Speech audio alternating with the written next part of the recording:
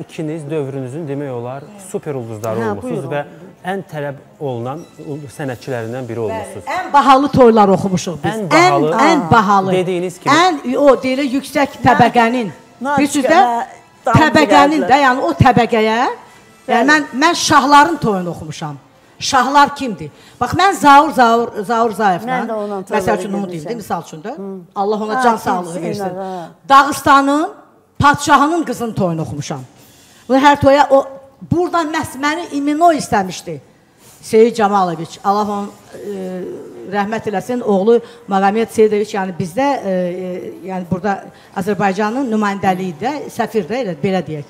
Yəni mən demək istəyirəm, tək o yox, mən şahların, ölkə prezidentlərinin hətta məclislərini mən idarə eləmişəm. Bu faktlardır. Amma mən bu barədə danışmamışam. Amma yetər.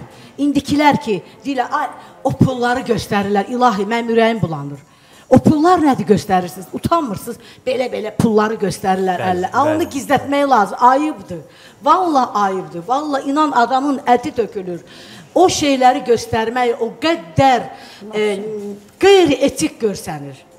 Bəlkə birinin ona ehtiyacı var.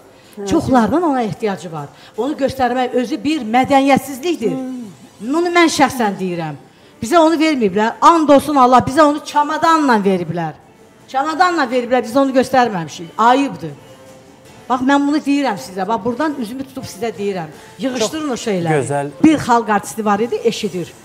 Mənə xahiş elədi ki, məni də o toylardan birinə salmağa. Düzdür, mən Məmməd Bağırla, Zaurla gedib gəlirdim.